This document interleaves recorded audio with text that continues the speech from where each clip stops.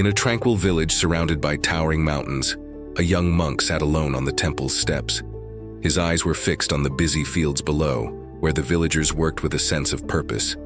But to the young monk, everything felt distant and unattainable. "Why do I feel so small?" he whispered to himself. His heart ached as he watched his peers effortlessly master their lessons, while he stumbled and faltered. "Why can't I be like them? They all seem to know their way while I'm still lost." His thoughts were interrupted by the sound of soft footsteps. The Zen master appeared beside him, his expression calm yet knowing, as though he had already heard every word. "Why do you sit here burdened by comparisons?" the master asked, his voice gentle but firm.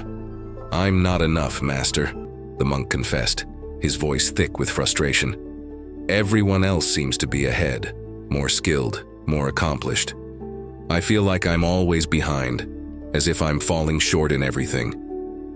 The Zen master said nothing at first. He simply nodded and gestured for the monk to follow him. They walked in silence down the winding path that led toward the village.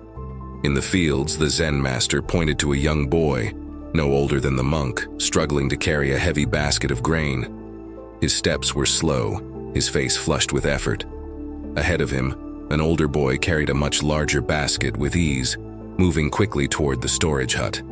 The younger boy paused, watching his brother, a look of defeat crossing his face as the older boy disappeared into the distance. The young monk frowned, watching the boy give up. He'll never catch up. He's already given up. The Zen master knelt beside the boy and asked softly, "Why have you stopped?" The boy looked up, his eyes full of self-doubt. "I'll never be as strong as my brother. No matter how hard I try, I'll always be behind him." The Zen master smiled kindly and placed a hand on the boy's shoulder. "Do you know why your basket feels so heavy?" he asked. The boy blinked, confused. "Because it's full of grain?" "No," the Zen master replied.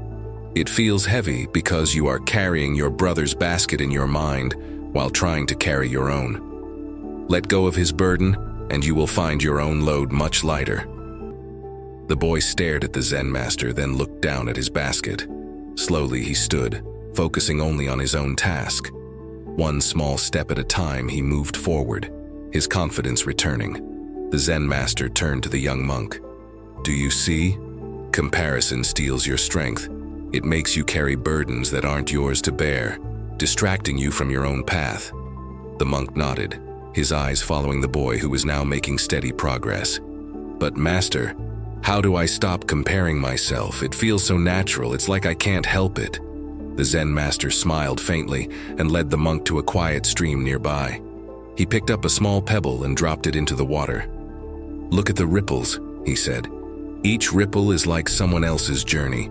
If you try to follow all those ripples, you'll be pulled in every direction, but you'll never reach your own destination. Your task is not to chase the ripples, but to be like the pebble, sink deeply into your own purpose." The young monk gazed at the ripples, the water's surface disturbed by the small stone. For the first time, he understood. The noise of comparison faded away, and he felt a sense of quiet clarity within himself. He returned to his practice that evening, his focus sharper than ever. Instead of watching others, he concentrated on his own brush strokes, steadying his hand and refining each movement. Over time, his strokes became more fluid, his rhythm more natural. One day, he approached the Zen master with a completed scroll. His heart felt lighter than it had in weeks. "I see imperfections," the monk admitted, "but they no longer weigh me down." The Zen master looked at the scroll, then at the young monk, his eyes filled with quiet approval. "You've learned the truth, my young friend. Comparison is the enemy of growth. The only measure of progress that matters is the one within yourself." Reflection. The monk had learned that to find peace, he must stop looking at the progress of others and start focusing on his own journey. What about you? Are you carrying the weight of others' lives in your mind, or are you fully immersed in your own path?